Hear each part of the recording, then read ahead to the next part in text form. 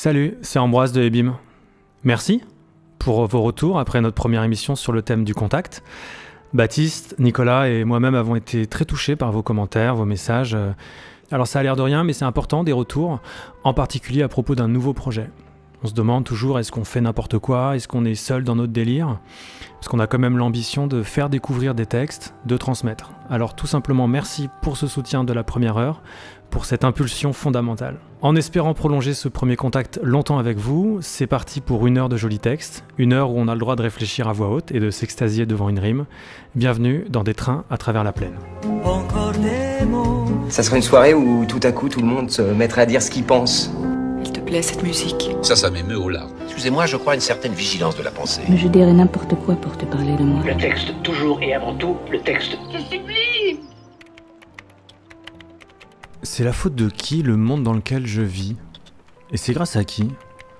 D'où ça vient cette façon de faire, cette façon d'être? Qui a construit l'immeuble dans lequel j'habite? Et qui a décidé qu'on devait habiter dans des immeubles? En fait, aucune génération ne repart de zéro. Elles sont comme des strates qui s'entassent et qui transpirent les unes sur les autres. Et cette transpiration, c'est ce qu'on appelle l'héritage. Ça nous coule dessus en permanence, on peut pas l'éviter. J'ai hérité d'une couleur de peau, d'un mode de vie, d'un patrimoine. D'ailleurs, si l'héritage nous relie tous au passé, il prolonge également certaines barrières et entretient une forme d'injustice car on n'est pas tous nés sous la même étoile.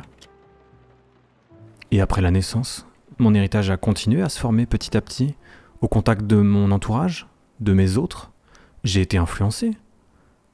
Mais alors, moi je suis qui là-dedans ?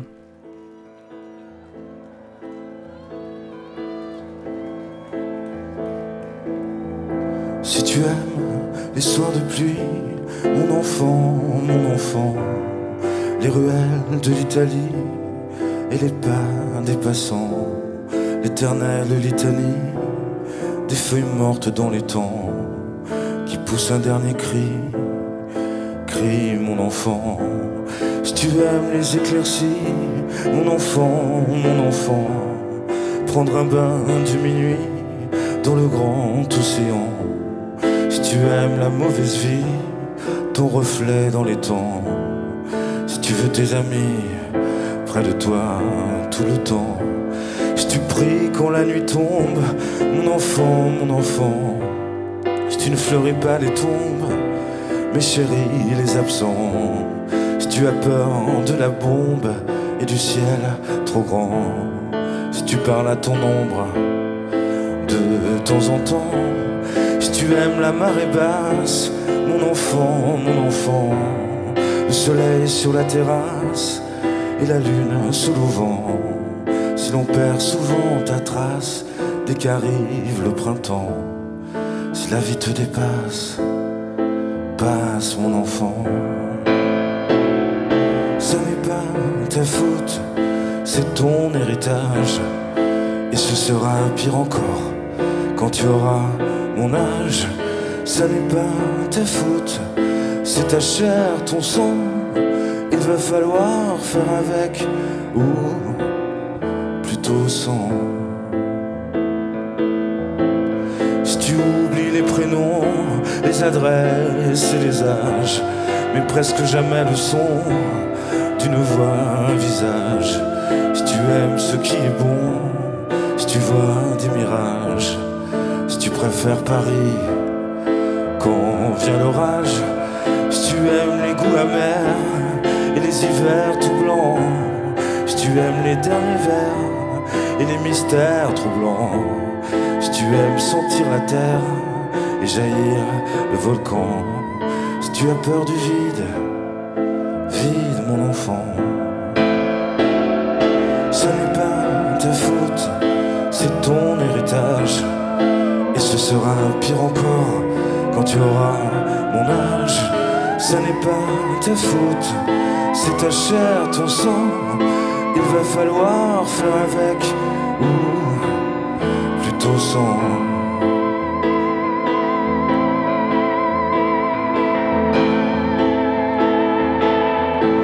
Si tu aimes partir avant, mon enfant, avant que l'autre s'éveille, avant qu'il te laisse en plan. Si tu as peur du sommeil et que passe le temps. Si tu aimes l'automne vermeil, merveille, rouge sang. Si tu as peur de la foule, mais supporte les gens. Si tes idéaux s'écroulent le soir de tes 20 ans. Et si tout se déroule jamais comme dans tes plans. Si tu n'es qu'une pierre qui roule, roule mon enfant. Ce n'est pas ta faute, c'est ton héritage. Et ce sera pire encore quand tu auras mon âge. Ce n'est pas ta faute, c'est ta chair, ton sang. Il va falloir faire avec, ou plutôt sans. Mon enfant.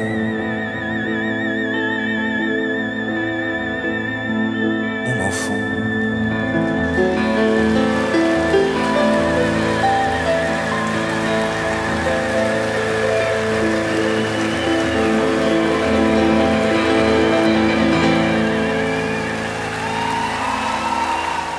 Il est logé gratuitement. Il n'est pas logé gratuitement, il me paye un loyer.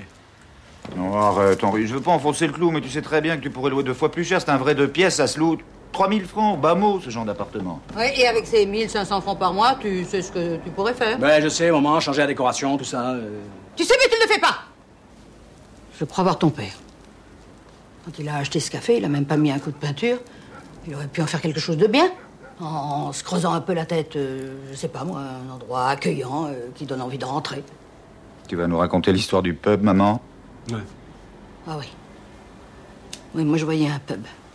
En tout cas, quelque chose de chaleureux, de distingué. Mais pour ça, évidemment, il aurait fallu un peu d'ambition. Ah, tu penses, l'ambition, il savait même pas ce que ça voulait dire. Sa seule ambition, c'était au père tranquille. Ouais, mais je sais tout ce que tu penses de papa, c'est pas la peine de me le répéter. Et lui aussi, il le savait, tu lui as dit 1000 fois. Et sur tous les tons. Et s'il était pas mort, tu dirais encore. Moi, j'en suis très fier de papa.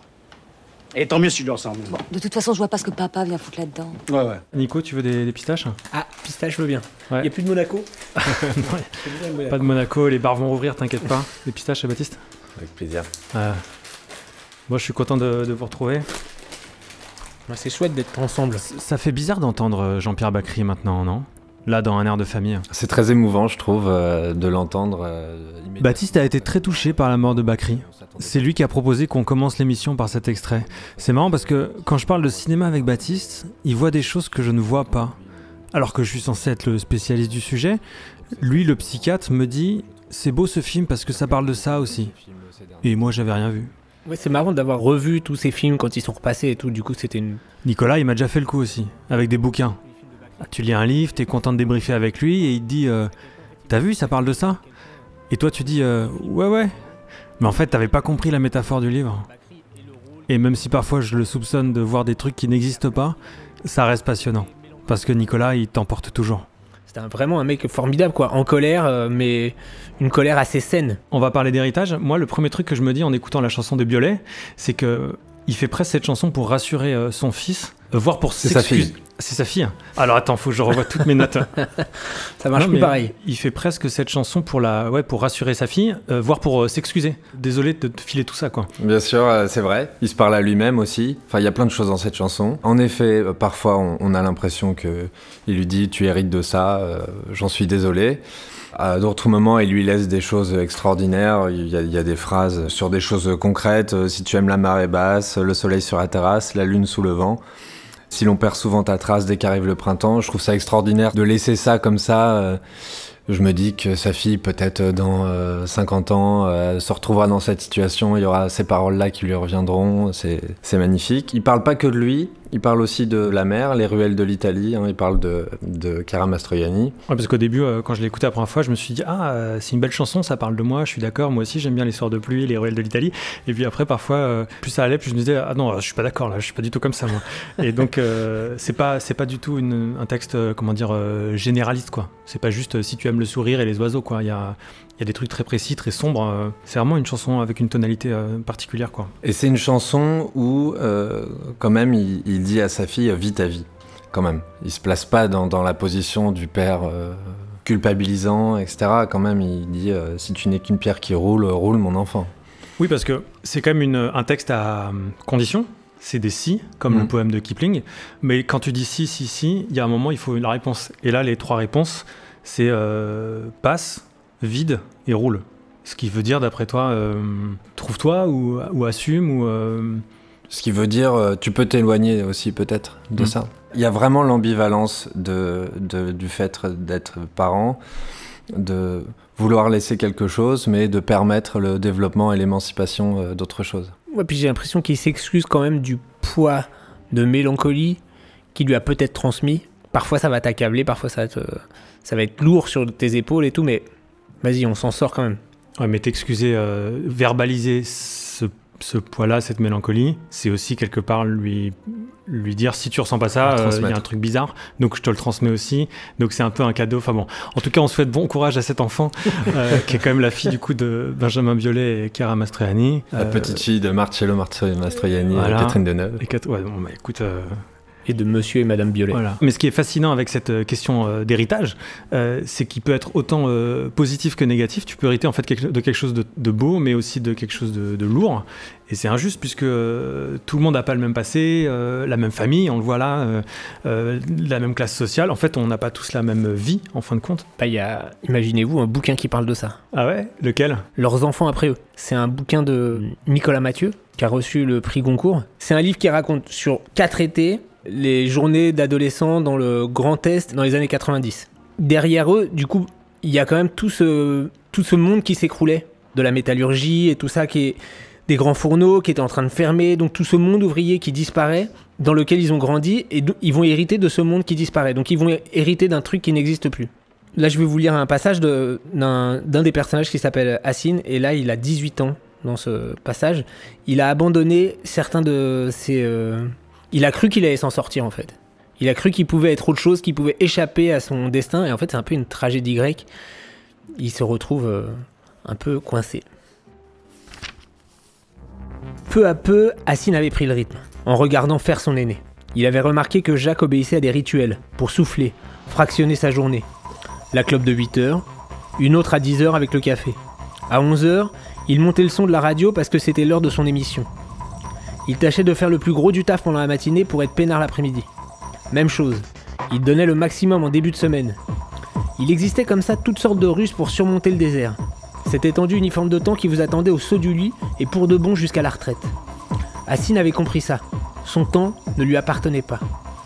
Mais il était toujours possible de duper l'horloge. En revanche, il ne pouvait rien contre cette évidence. D'autres volontés que la sienne dictaient leurs règles à son corps. Il était devenu un outil, une chose. Il bossait.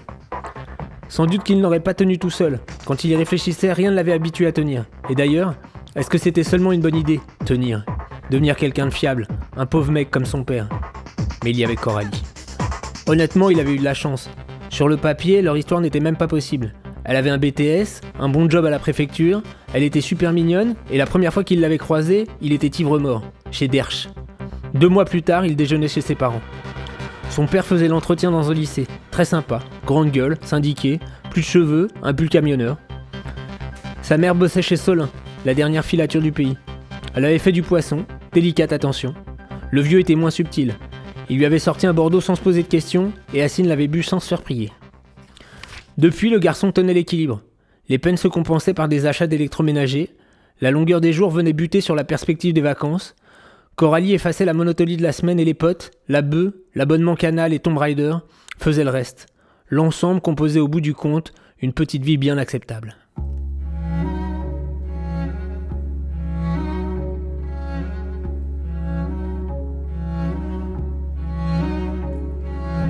Entends-tu dans ma voix cet accent où se creusent les houes ?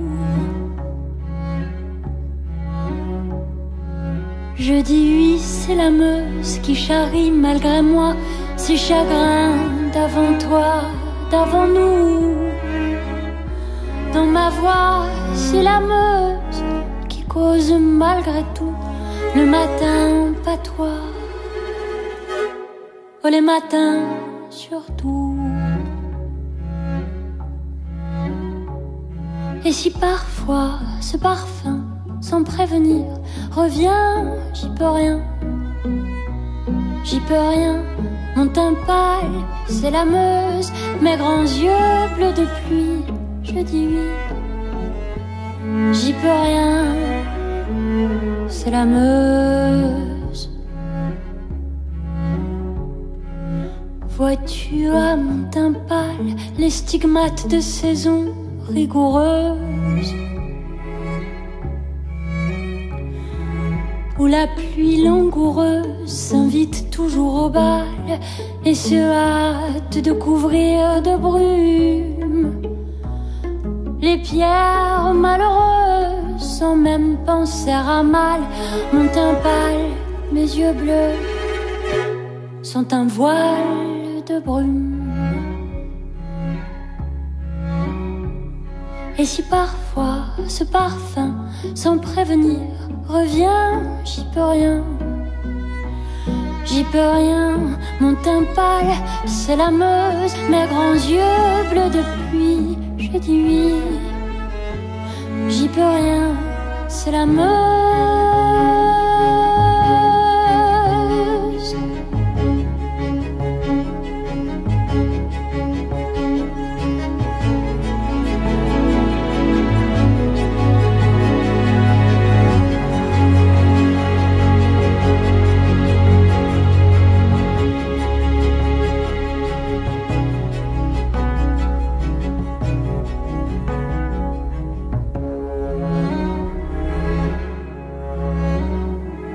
Si parfois ce parfum, sans prévenir, revient, j'y peux rien. J'y peux rien, mon teint pâle, c'est la Meuse, mes grands yeux bleus de pluie, je dis oui. J'y peux rien, c'est la Meuse. C'est la Meuse. C'est la Meuse.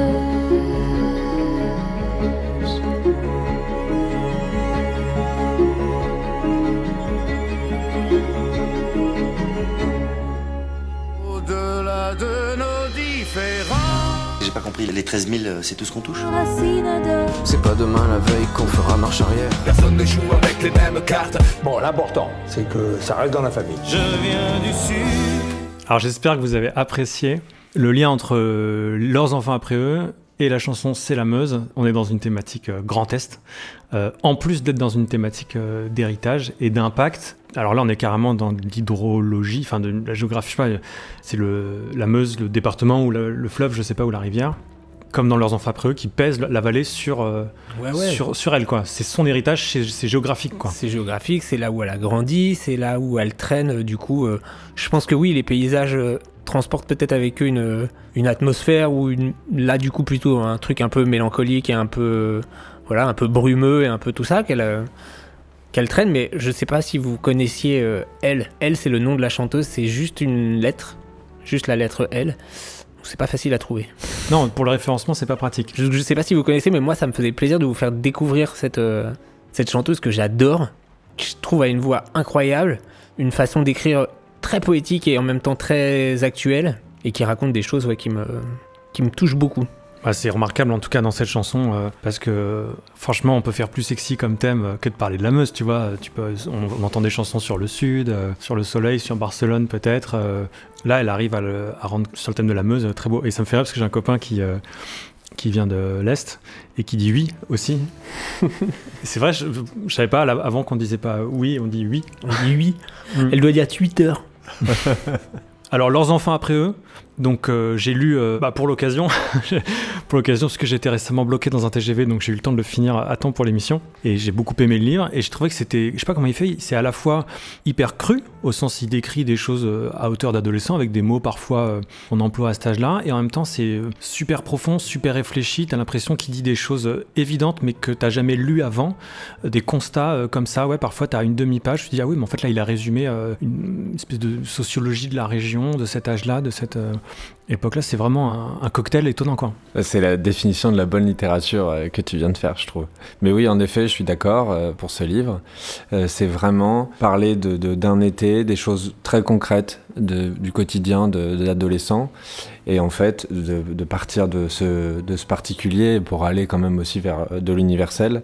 Et il y a un truc que j'aime bien, à la fois dans le livre et dans la chanson qu'on vient d'écouter de Elle, c'est que, bon, là, dans La Meuse, on est dans l'héritage carrément revendiqué, genre je viens de là, représente. Il n'y a pas trop une notion d'excuse peut-être, ou de rassurer comme Biolay avant. Et dans le bouquin, ils sont écrasés par ce poids tout le temps. Tu peux me passer le bouquin, s'il te plaît ? Parce que de mémoire... Alors, la différence avec ton héritage, c'est qu'on passe là, on passe du côté des héritiers aussi. Ouais. Tu parles de elle ou de ça, c'est la grande différence aussi. Ouais, c'est vrai, on passe du côté des héritiers. Et du coup, comment eux, ils font pour gérer ça ? Et ben, dans le bouquin, alors que tout le livre, t'as l'impression qu'ils sont écrasés par cette vallée dans laquelle ils vivent, je vais vous lire la dernière phrase du livre. Que le héros qui subit en fait pendant tout le film sa condition, finalement... Il adhère il adhère au projet, il accepte et il dit ces mêmes impressions de soir d'été, l'ombre des bois, le vent sur son visage, cette empreinte que la vallée avait laissée dans sa chair, l'effroyable douceur d'appartenir. 3 mots, hein. L'effroyable douceur d'appartenir, c'est qu'en fait le gars il a 20 ans à la fin du livre et il se dit en fait peut-être que ma vallée c'est de la merde, mais n'empêche que c'est chez moi et j'appartiens à cet endroit et ça m'appartient aussi. Et donc, j'assume mon héritage.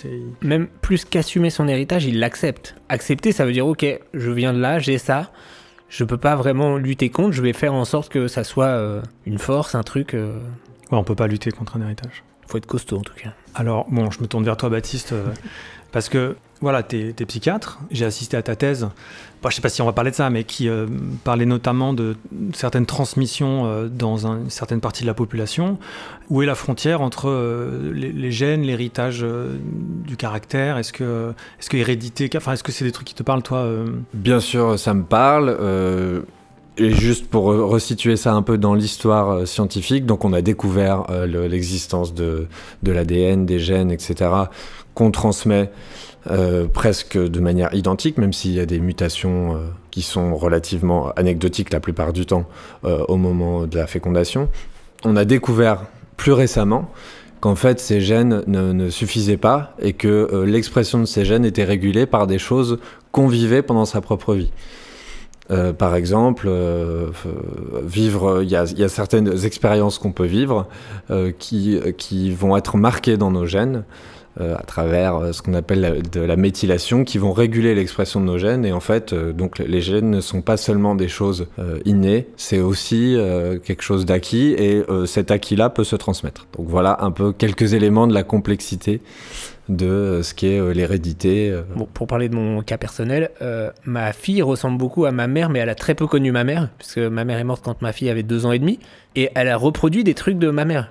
Comportementaux ? Des trucs comportementaux de ma mère. Elle marche de la même façon dans la rue en se tenant les mains dans le dos comme ça. Et ça, c'est ma mère qui faisait ça. Alors je sais pas si c'est moi qui le fais ou quoi, mais j'ai l'impression qu'il y a quand même des trucs qui se passent, donc un héritage qui se fait là aussi, quoi. Il y a peut-être un bouquin qui parle de ça. Lequel ? Aïe, mes aïeux, de Anne-Ancelin Schutzenberger. Alors c'est fascinant ce livre, c'est pas un roman, hein, c'est un essai. Elle est la créatrice de la psychogénéalogie, et dans ce livre, elle explique très simplement ce que c'est, donc comment des répétitions ou des drames, des anniversaires se transmettent entre les générations, et comment en gros si tu prends du recul sur ton arbre généalogique, tu vois des liens absolument invisibles dans ta vie de tous les jours. Donc tout le livre est rythmé par des exemples de patients qu'elle a reçus en analyse, et je vous en un lien parmi d'autres. Prenons un autre exemple d'hérédité psychologique d'accident de voiture. Il s'agit d'un garçon qui s'appelle Roger. Il est médecin, il a 27 ans, et il raconte un petit accident de voiture archi banal qui est arrivé à Paris, au coin de l'avenue Mozart, un jour où il allait conduire son enfant à l'école pour la première fois. Il est marié, il a un enfant qui a 6 ans, et en septembre, il a eu un accident de voiture. Rien du tout, de la tôle froissée. Je lui demande, est-ce que dans votre famille, quelqu'un ou vous avez eu un accident de voiture ? Jamais. Cherchez bien. Ah si, quand j'étais enfant. Et puis je lui demande d'interroger son père et ses grands-parents. Il se renseigne. Quand il était enfant, à 6 ans, en allant à l'école pour la première fois avec son père, il a eu un accident de voiture le 1er octobre.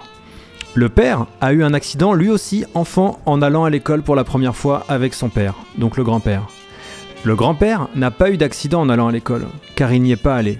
Son père venait d'être tué à Verdun, sa famille était très pauvre, à l'époque les jeunes veuves de guerre ne touchaient pas de pension, du moins pas rapidement. Il est donc allé garder les vaches en louchant vers l'école.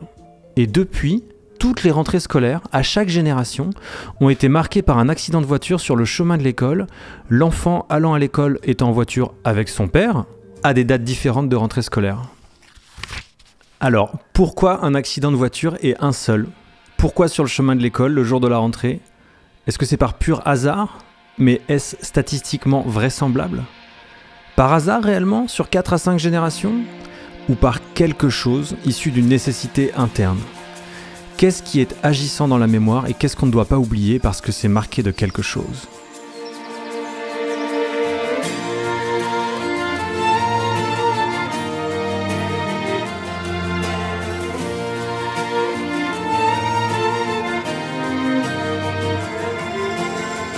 Ils étaient usés à 15 ans, ils finissaient en débutant.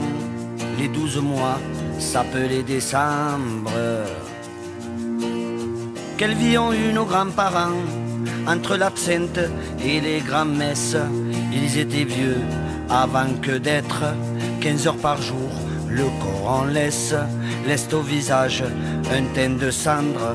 Oui, notre monsieur, oui, notre bon maître. Pourquoi ont-ils tué Jaurès? Pourquoi ont-ils tué Jaurès? Pourquoi ont-ils tué Jaurès?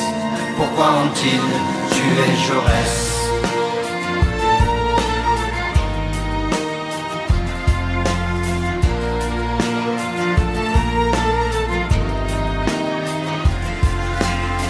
On peut pas dire qu'ils furent esclaves, de là à dire qu'ils ont vécu.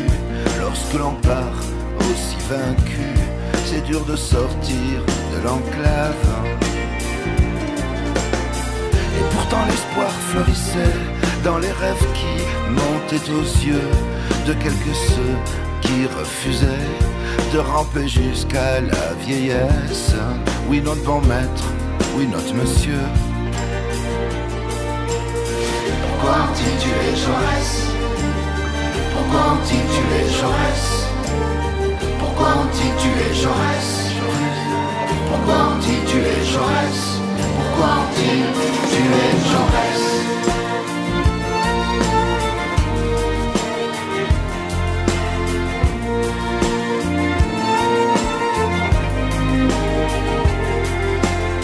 Si par malheur ils survivaient, c'était pour partir à la guerre, c'était pour finir à la guerre.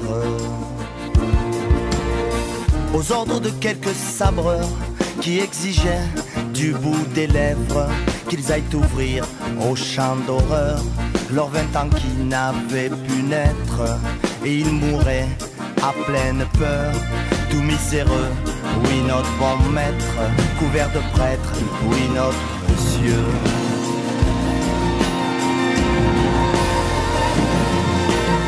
Demandez-vous, belle jeunesse, le temps de l'ombre d'un souvenir, le temps du souffle d'un soupir.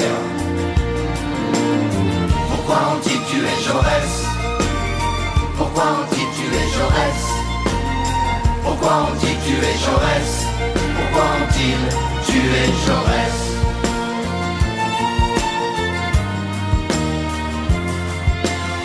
Pourquoi ont-ils tué Jaurès?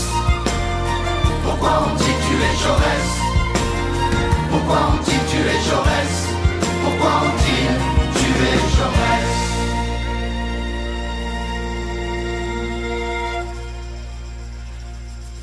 On peut revenir sur l'extrait du livre Aïe mes aïeux, dont on discutait hors antenne, et on a reçu beaucoup d'appels sur le standard. C'est vrai que dans ce livre, il y a la question de ce que c'est qu'un génosociogramme. Un génosociogramme, c'est faire son arbre généalogique en identifiant, bon, évidemment les dates, les noms des gens, mais aussi les événements marquants, les ruptures, les morts violentes, quand quelqu'un a perdu en classe sociale, quand quelqu'un a été défavorisé au profit d'un autre, avec une question d'héritage, etc. Après, le livre est plein d'exemples fascinants. J'en ai un qui me vient en tête sur... donc c'est souvent des traumatismes de guerre, puisque parce que c'est là que les trucs se forgent les plus violents et donc du coup ont des répercussions, c'est les trucs les plus visibles on va dire. Un exemple d'une famille où des membres ont été décapités violemment, c'était en Arménie. Et quelques générations plus tard, toute la famille est coiffeur. Et voilà, elle dit, voilà, ils réparent des têtes. Ils sont là pour rendre les têtes jolies parce qu'ils ont été décapités, leurs aïeux ont été décapités et les têtes exposées sur une grille où ça a été vu et donc ça a été... Bon, on n'imagine même pas la violence du traumatisme, mais voilà, plusieurs générations après, c'est pour ça que t'es coiffeur. Alors ça veut pas dire, mon Dieu, je suis coiffeur, j'ai pas fait de choix dans ma vie, j'ai pas de libre arbitre, mais c'est hyper intéressant de savoir d'où viennent les décisions. Puis il y a des choses toutes bêtes, tous les 10 ans, tous les 5 mars, il y en a un qui meurt, et donc quand tu le sais, tu fais plus attention le 5 mars, et du coup tu meurs pas. Enfin, il y a évidemment beaucoup d'exemples, bon, c'est pas un truc qu'on peut faire tout seul dans son coin, il faut aussi réfléchir avec un analyste et tout, ou une analyste, mais ça ouvre des perspectives, quoi. Je trouve que ça pose la question du poids des morts sur nos vies. Et est-ce qu'on est là pour vivre notre vie ou aussi pour réparer ce que les autres n'ont pas pu faire. Gary, il a créé son double Hajar à peu près à l'âge où sa mère est morte. Enfin, il avait l'âge qui... Voilà, quand il crée Hajar, il a l'âge qu'avait sa mère quand elle est morte. Et en fait, c'est comme s'il avait vécu toute sa vie de Gary. Et il avait accompli enfin tout ce que sa mère avait eu pour lui comme ambition et toute la vie qu'elle n'avait pas pu vivre. Et elle était actrice de théâtre et elle se rêvait grande actrice. Elle n'a pas pu le faire, donc elle s'est consacrée à son fils. Elle a projeté toutes ses ambitions sur lui. Ok, ça y est, il avait fait tout Gary. Il avait été ambassadeur, il avait été écrivain, il avait été cinéaste, il avait eu les plus belles femmes du monde. Et maintenant, il pouvait commencer à vivre pour lui et donc créer un autre personnage. Et il a créé Hajar. Et il s'est fait bouffer par Hajar après, mais voilà, il y avait ce truc quand même. C'est aussi ce que dit la chanson de Zebda à Jaurès, donc c'est une reprise de Jacques Brel. Moi, cette chanson, elle m'énerve parce que je suis vraiment scandalisé de l'assassinat de Jean Jaurès, quoi. Alors vraiment, j'arrive pas à m'en remettre. Moi, j'ai l'impression d'être comme dire « Ah, c'est terrible, t'as vu, Mozart est mort ». Bah oui, Mozart est mort il y a 300 ans, mais oui, quand même, c'est terrible, il est mort à 35 ans, il aurait pu faire des choses. Et Jaurès, voilà, qui est assassiné la veille de la Première Guerre mondiale. Qu'est-ce que le monde aurait pu être si... alors, j'accuse pas tous nos aïeux d'avoir tué Jaurès. En plus, la chanson, il parle d'ailleurs plutôt des pauvres gens. Voilà, la condition ouvrière, des pauvres gens, etc. Mais dans cette question, pourquoi ont-ils tué Jaurès, qui aurait pu améliorer les choses, c'est très fort de reprocher à ce point à la génération d'au-dessus. Je vous reproche mon héritage, quoi. Non, je sais pas s'ils disent ça parce que bon. Donc oui, pourquoi ont-ils tué Jaurès ? Mais ça, c'est le refrain. Après, les couplets, je trouve, sont pas tout à fait dans. C'est vrai. Dans ce sens, c'est un hommage à Jaurès, à ce qu'il a apporté, qu'à autre chose, et aussi tout simplement une réflexion sur le temps qui passe, sur l'époque qui a changé, sur la condition des gens qui a évolué. Parce que c'est une chanson aussi qui met en lumière cette classe ouvrière qui s'est fait décimer aussi pendant la guerre. On dit les vainqueurs écrivent l'histoire. Ça nous rappelle que du coup, en quelque sorte, les pauvres n'ont aucun héritage à laisser. C'est pas eux qui laissent des traces, eux ils disparaissent juste ils disparaissent, quoi. Il y a un bouquin qui parle de ça. Mais non, lequel ? Le premier homme d'Albert Camus. Alors le premier homme d'Albert Camus, c'est un bouquin qui a été publié posthume parce qu'il n'est pas fini. D'ailleurs, toute la dernière partie, c'est juste du brouillon. Donc c'est un livre qui est en grande partie autobiographique. Et il y a des personnages qui sont issus de la vie de Camus, qui ont leur vrai nom. Et à d'autres moments du livre, ils ont le nom que voulait leur donner Camus dans ce qu'allait être le livre finalement. La première partie sur son père, la recherche de son père.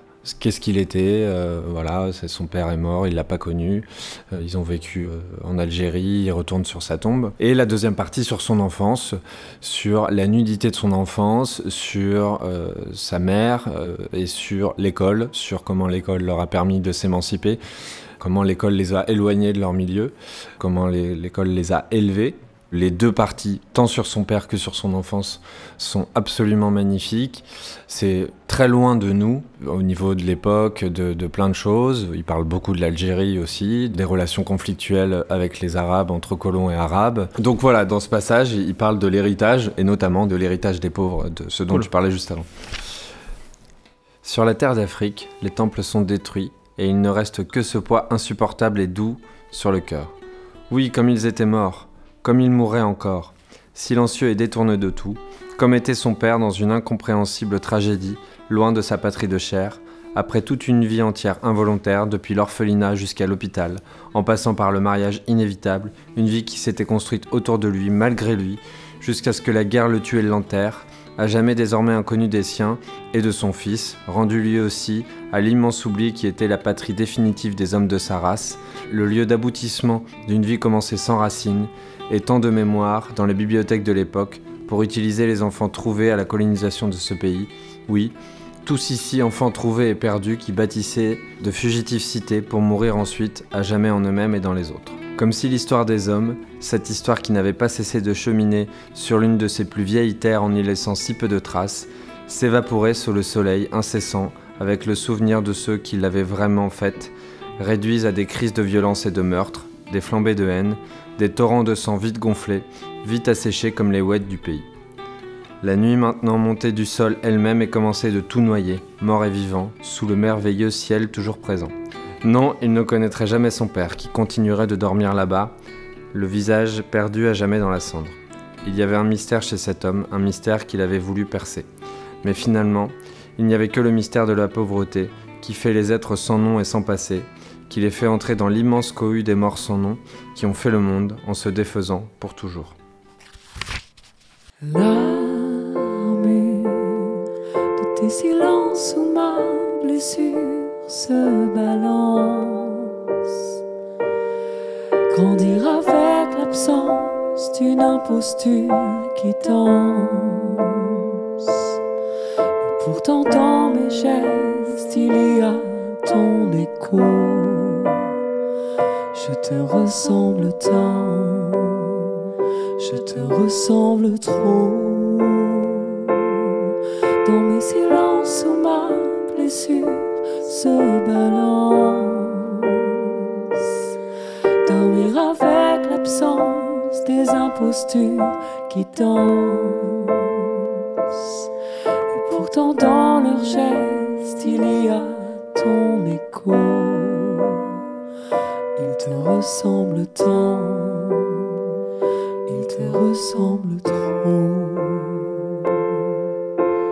Papa, mon intime étranger, mon oxymore, l'amour à l'un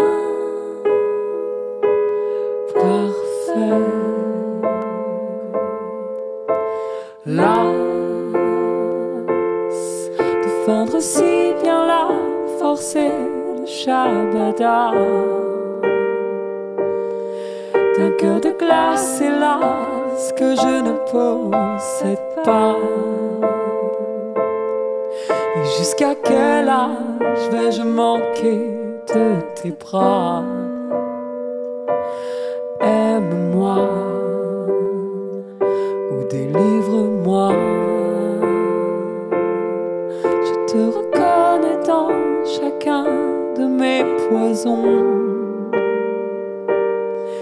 Et dis-moi qu'est-ce que tu viens faire dans mes chansons. J'ai hérité de quelques lacunes en garçon. Je me fais mal comme le scorpion. Papa, mon intime étranger, tu es si loin, je me croyais sauvé.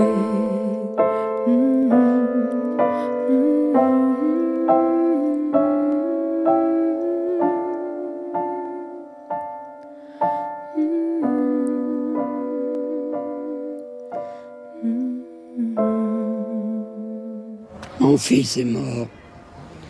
J'ai regardé à l'intérieur de moi et je me suis aperçu que je n'éprouvais pas de chagrin. La souffrance est une toile peinte. Les larmes ne me font pas mieux toucher le monde.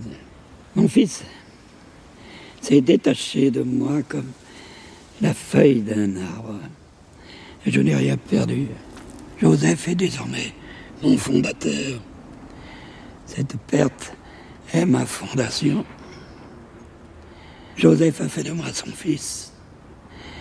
Et j'en éprouve une joie immense. Vous écoutez Des trains à travers la plaine, l'émission qui se balade dans le répertoire francophone. Le thème d'aujourd'hui, héritage.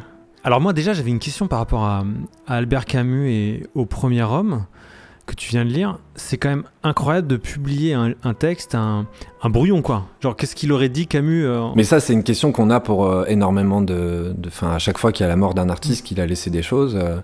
Jean Berthollat a réenregistré toutes les chansons de Brassens qu'après Le Forestier a mis en 10 nouvelles. D'ailleurs Le Forestier dit qu'au départ quand il a entendu qu'on avait fait ça il avait trouvé ça révoltant parce qu'on respectait pas Brassens et donc la question s'était posée et en fait il y a plein de chansons magnifiques et les 10 nouvelles de Brassens chanté par Le Forestier, c'est un album incroyable. Surtout que, pardon, j'interviens, mais quand même, en tant que spécialiste de Brassens, surtout que Brassens, je l'avais découvert à l'exposition qu'il y avait eu à la Cité de la Musique, il y avait un cahier des dernières chansons de Brassens, donc de ces chansons-là, et il y avait écrit sur ce cahier, s'il m'arrive quoi que ce soit, tu peux les confier à un tel ou Jean Berthollat, qui saura quoi en faire. Du coup, moi, je me suis senti autorisé à ce moment-là à les écouter parce que je m'étais dit pareil que Le Forestier. Je me suis dit, ça va, le mec, il a mis 15 ans à écrire La Supplique, c'est pas pour que sur son corps encore tiède, on vienne grappiller pour enregistrer des nouvelles chansons.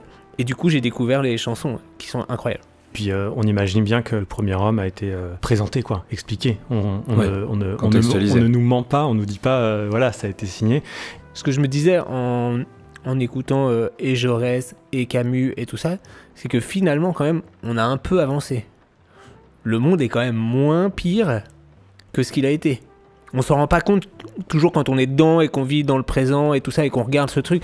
Voilà, il y a eu des évolutions quand même dans le bon sens. Et si on prolonge ta réflexion jusqu'à la chanson des Brigitte, Mon intime étranger, oui, le monde a évolué, on a progressé, on meurt moins de faim en France et on n'est pas envoyé dans les tranchées, mais du coup d'autres questions prennent plus de place et d'un coup on se concentre, si on est dans cette notion d'héritage, sur des choses plus intimes qui peuvent être quand même parfois hyper problématiques parce que là dans la chanson elle est prisonnière de ce père qui est donc plus là, je sais pas bien si elle l'a connu ou si elle l'a pas connu. Je me fais mal comme le scorpion, c'est hyper violent. Quand t'es père et que t'entends ta fille chanter ça, tu peux te poser la question de qu'est-ce que j'ai raté. Et en même temps, cette douceur nous dit, bah en fait ça va quoi, je l'ai accepté. Je sais pas pourquoi, j'ai pensé que c'était un père absent en écoutant, en lisant, et que c'est pour ça aussi qu'il était étranger. Et qu'en même temps cette distance n'était jamais était toujours source de souffrance. Tu as pensé qu'il était absent parce que, enfin je relis le début, l'armure de tes silences sous ma blessure se balance, grandir avec l'absence d'une imposture qui danse, et pourtant dans mes gestes il y a ton écho. On est vraiment dans le vocabulaire de la distance, de quelque chose de loin, de parti, mais qui imprègne toujours. À la fois dans juste 3 lignes, il y a le reproche, et il y a la réconciliation, et il y a l'acceptation qui sont fondus l'un dans l'autre. On revient sur l'extrait des Pléchins. Non, vraiment, cette émission est très bien préparée. Je te ressemble tant, je te ressemble trop. Très beau aussi. Très très beau. Maintenant, cette souffrance fait quand même partie d'elle, et elle est devenue ce qu'elle est grâce ou à cause, mais on va dire peut-être plutôt grâce à cette souffrance. Donc, à un moment, on est obligé d'accepter même des trucs un peu douloureux et de se dire, bah, j'ai grandi là-dessus. Je me suis construit là-dessus, je me suis construit sur un truc un peu bancal, un peu machin, mais c'est comme ça que je suis devenu, et peut-être que ça m'a donné la force de faire ça, d'accomplir tel truc, peut-être que j'aurais pas fait... Donc voilà. C'est tellement douloureux d'essayer d'effacer ces douleurs qui nous ont construits aussi, et c'est tellement libérateur, je pense, d'accepter les défauts aussi du père qui n'a pas été assez présent ou qui a blessé, j'en sais rien, et c'est très beau d'arriver à l'accepter. Oui, et juste pour cette chanson, j'ai une anecdote à raconter. J'étais un jour à Rome, je me suis endormi dans le parc de la Villa Borghese, qui est à côté de la Villa Médicis, et j'ai été réveillé par les Brigitte, qui en fait faisaient une répétition d'un concert qu'elles avaient donné le soir. Je suis allé à ce concert le soir. Il y avait plein d'artistes, je pense qu'il n'y avait pas grand monde qui connaissait bien Brigitte. Moi, j'écoutais beaucoup l'album Où est mon intime étranger, je connaissais la chanson par cœur, et j'ai eu l'impression que Aurélie Saada me regardait pendant tout le long de cette chanson. Voilà. Mais t'es allé leur parler à la fin du concert ? Non.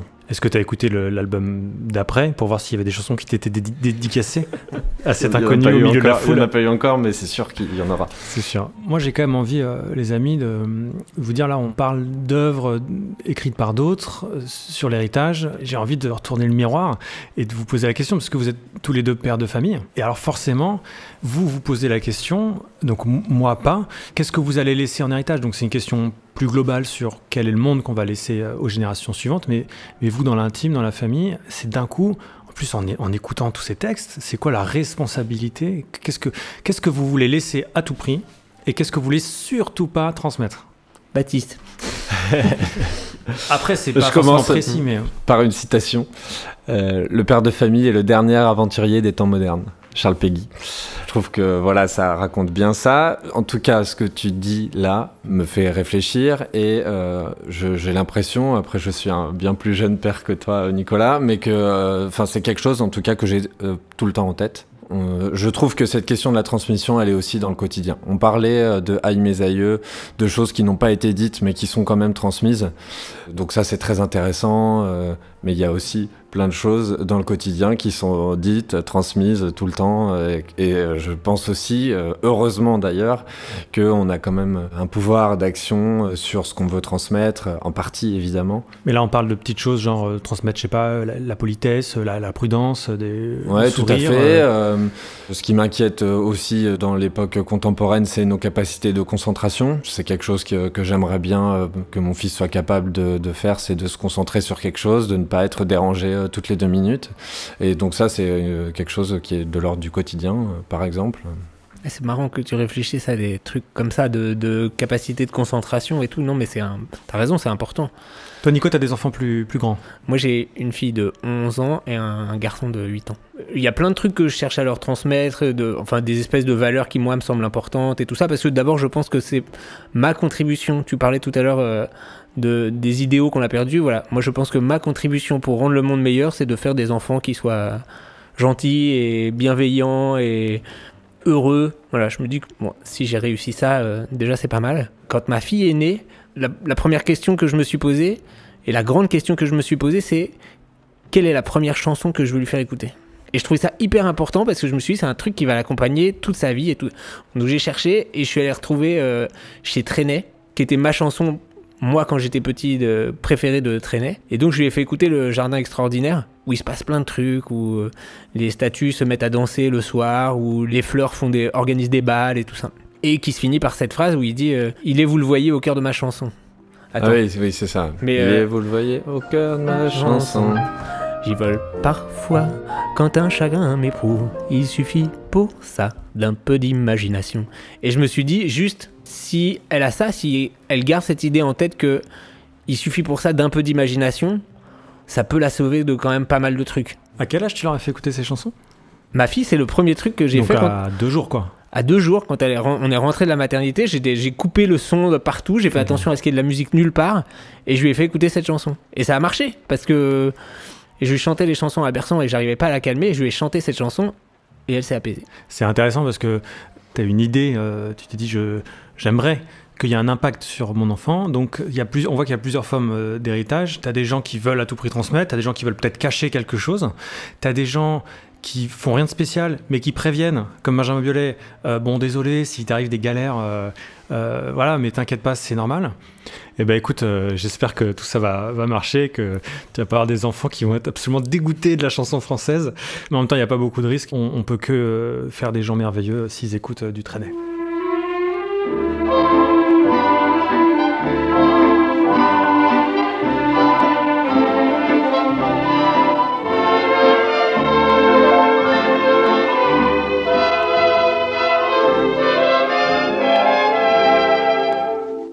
Ce soir, le vent qui frappe à ma porte me parle des amours mortes devant le feu qui s'éteint. Ce soir, c'est une chanson d'automne dans la maison qui frissonne et je pense aux jours lointains. Que reste-t-il de nos amours? Que reste-t-il de ces beaux jours? Une photo, vieille photo de ma jeunesse. Que reste-t-il des billets doux, des mois d'avril, des rendez-vous? Un souvenir qui me poursuit sans cesse. Bonheur fané, cheveux au vent, baisers volés, rêves mouvants. Que reste-t-il tout cela? Dites-le-moi. Un petit village, un vieux clocher, un paysage si bien caché, et dans un nuage, le cher visage de mon passé. Les mots tendres qu'on murmure, les caresses les plus pures, les serments au fond des bois, les fleurs qu'on retrouve dans un livre, dont le parfum vous enivre, se sont envolés. Pourquoi? Que reste-t-il de nos amours? Que reste-t-il de ces beaux jours? Une photo, vieille photo de ma jeunesse. Que reste-t-il des billets doux des mois d'avril, des rendez-vous? Un souvenir qui me poursuit sans cesse. Bonheur fané, cheveux au vent, baisers volés, rêves mouvants. Que reste-t-il de tout cela? Dites-le-moi. Un petit village, un vieux clocher, un paysage si bien caché, et dans un nuage, le cher visage de mon passé. De mon passé. Nous ne vous avons pas attendu, nous savons d'où vous venez, Didier. D'où je viens? Votre rendez-vous. Le décès de votre mère. Oui. Je l'ai appris par l'une des caissières. J'apprécie votre discrétion, mais vous auriez pu nous en parler. Ça vous aurait soulagé. Oh, ce n'était pour moi qu'une simple formalité. La pauvre femme est morte dans le dénuement le plus total. Pas d'héritage, bien évidemment. Est-ce bien le plus important? En effet, la pauvre femme. C'est bien la preuve que la France ferait mieux de s'occuper de ses propres misères, au lieu d'aller jouer les bons samaritains à l'étranger. C'est sûr qu'au lieu d'envoyer du monde sur la Lune... Ah mais c'est pas la question, Geneviève. Seulement en France, aujourd'hui, tout va à volo. On favorise les bons à rien, les parasites. J'ai pas raison? Mais si. Votre Colin, avec ou sans patate? Sans patate! Alors cette chanson de Trenet, Que reste-t-il de nos amours, ça fait partie des chansons qu'on connaît tous, comme des Piaf ou comme même, je sais pas, des Brassens, vraiment des grands classiques. Moi, je m'étais jamais vraiment penché sur le texte, en vrai, de quoi ça parle. Et pourquoi est-ce qu'on a envie de l'écouter quand on parle d'héritage? En fait, c'est l'héritage de son propre passé, de soi à soi. Qu'est-ce qui reste de nous, là, maintenant, par exemple, quand on a 40 ans? Qu'est-ce qui reste de nous de quand on avait 10 ans, de quand on avait 20 ans? Est-ce que ce petit garçon, est-ce que ce jeune adulte existe encore maintenant à travers nous? Ou est-ce qu'il a disparu? Parce qu'on s'est construit sur lui, mais qu'est-ce qu'il en reste? Ouais, on est notre propre héritage. C'est vertigineux parce que ça te met une pression de ouf. Ça veut dire que quand t'as 10 ans, t'as intérêt à assurer pour laisser un bon héritage à toi de 11 ans et ainsi de suite, tu vois. Oui, mais par exemple, t'as une chaîne. Dans L'Auberge espagnole, il se rappelle la promesse qui s'était faite quand il était enfant, d'écrire et de vivre comme ça. Il l'a oublié un peu en devenant adulte, en répondant un peu exagéré, mais au diktat de la société qui fait que tu dois travailler, tu dois avoir un métier sérieux, tu dois machin, alors que lui, il voulait écrire, il voulait raconter des histoires, il voulait tout ça. Parfois, c'est important d'être fidèle à ce qu'on voulait. C'est pas une obligation. Mais... Bah non, parce que Dieu merci, t'as le droit de changer et te dire mais je m'étais promis ça, mais attends, en fait, il y a un problème. Enfin bon, je suis moins bien placé pour en parler, parce que moi, je me suis promis à 7 ou 8 ans d'être une star du cinéma. J'essaie d'aller dans cette direction, je suis pas sûr d'y parvenir, mais c'est vrai que si j'abandonnais, j'aurais l'impression de trahir cette promesse à l'enfant. Je trouve aussi que cette partie-là de l'héritage de soi à soi est aussi quelque chose de plus positif, de plus optimiste, parce qu'on a prise, parce qu'on a accès et prise sur ça beaucoup plus. Donc voilà, c'est pas Hassine dont le corps est contraint, ou le père de Camus qui est envoyé à la guerre, c'est autre chose. C'est plus positif, plus optimiste. Et après, pour cette question de monde qu'on quitte et qui est plus le nôtre, c'est étrange parce qu'en vrai, quand ils vivaient leur enfance ou leur vie, le monde tel qu'il était ne devait pas leur convenir non plus, quoi. Et là, il y a une nostalgie au moment où tu te rapproches de la fin et tu te dis, ah, quand même... Qui est terrible. Ouais, qui est terrible, mais il y a ce truc où tu te dis, ah, c'était bien quand même. Mais c'est juste qu'en fait, c'est ta vie que t'as vécu dans ce monde-là. C'est ça qui te fait que ça te manque. Du coup, ça pose la question de ce que tu veux faire aussi. Est-ce que tu décides de bouger le moins possible pour pas trop emmerder les générations futures ou le toi futur? Là, tu dis, je m'engage pas trop. Ou est-ce que tu décides de changer les choses et d'y aller, hop, on y va, on bouscule, quitte à pas être d'accord avec toi-même dans 6 mois et te rendre compte qu'en fait, mourir pour des idées... Mourir pour des idées, c'est ce que j'allais dire. Ok, bah alors, disons juste un petit mot sur les générations futures, puisque c'est quelque chose dont on parle beaucoup, le monde d'après. Donc on a parlé de nos enfants, de l'intime, la famille. Qu'est-ce qu'on va laisser en héritage au monde d'après, aux générations futures, qui existent déjà là? C'est pas comme s'il y avait une transition, un passage, un moment de relais. Est-ce qu'il y a du travail à faire? Est-ce qu'il faut qu'on s'active dans cette direction? Ou vous pensez que c'est de toute façon des questions trop complexes et que de toute façon on est tous des bouchons qui flottons sur un fleuve qui va dans le même sens, quoi? Nicolas.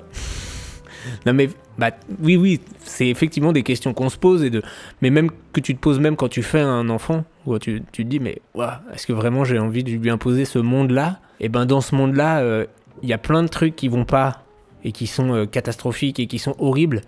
Et tu te dis vraiment c'est pas ouf quand même, on n'a pas très envie. Et il y a plein de jolis petits trucs qui font que la vie est quand même relativement extraordinaire. Tu te dis peut-être que si je lui donne ça, c'est bien déjà, mais même c'est compliqué en fait de répondre à la question comment ça va.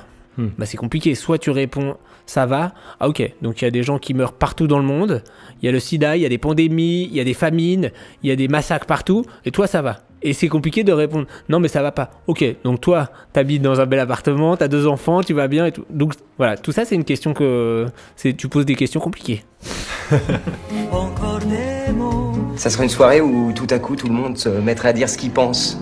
Il te plaît cette musique? Ça m'émeut aux larmes. Excusez-moi, je crois à une certaine vigilance de la pensée. Mais je dirais n'importe quoi pour te parler de moi. Le texte, toujours et avant tout, le texte. Je supplie! Vous écoutez toujours Des trains à travers la plaine, nous parlons héritage et nous nous posons des questions compliquées.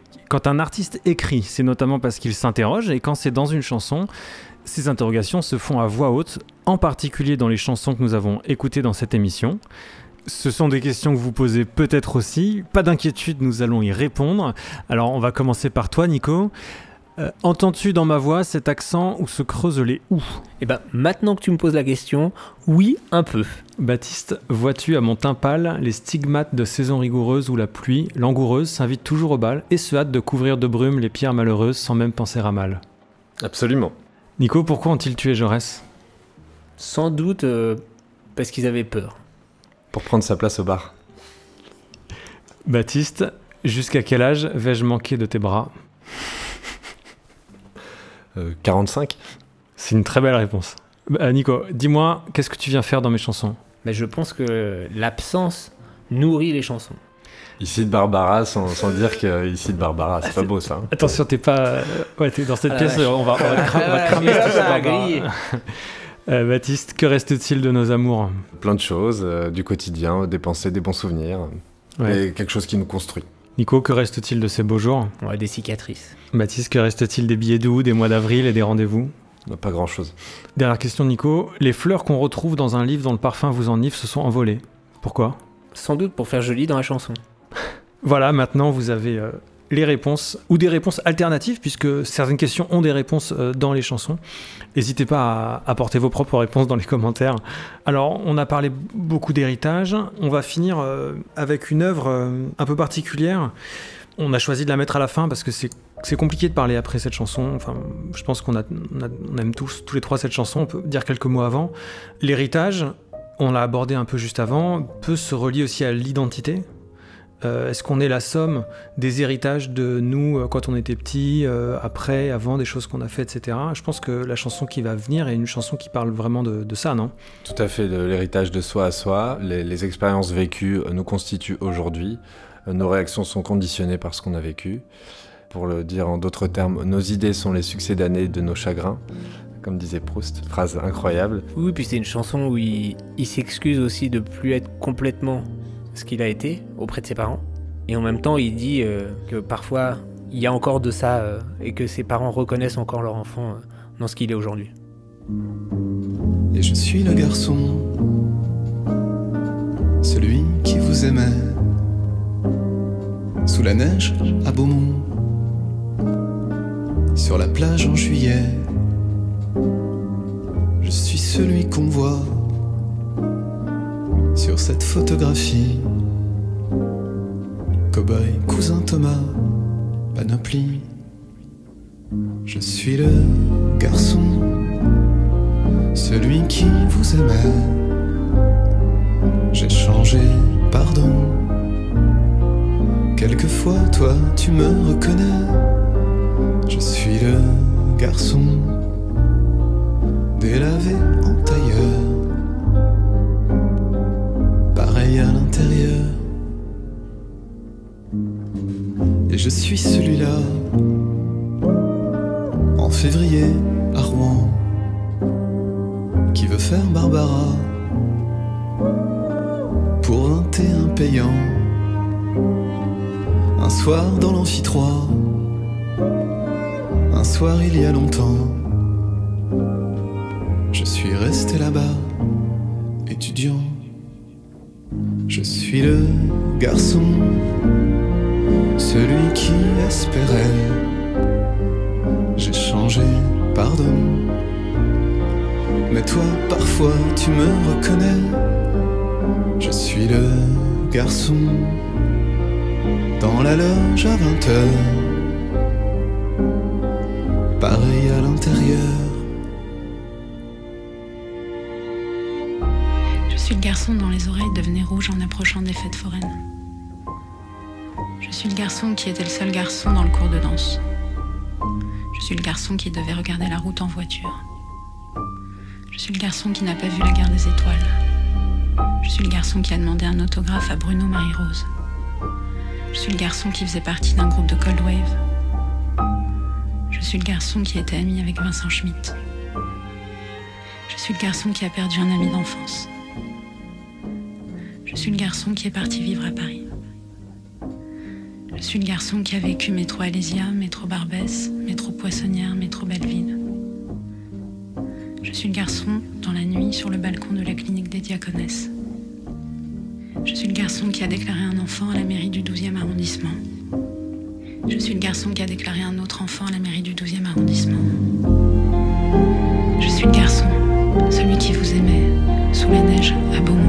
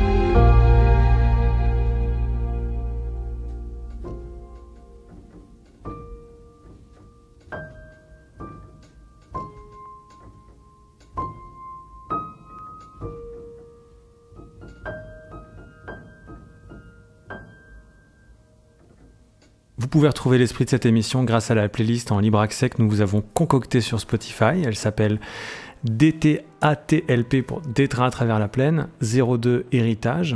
Et elle contient les chansons écoutées dans l'émission, ainsi qu'une quinzaine de chansons qui parlent d'héritage d'une façon ou d'une autre et que nous avions présélectionnées.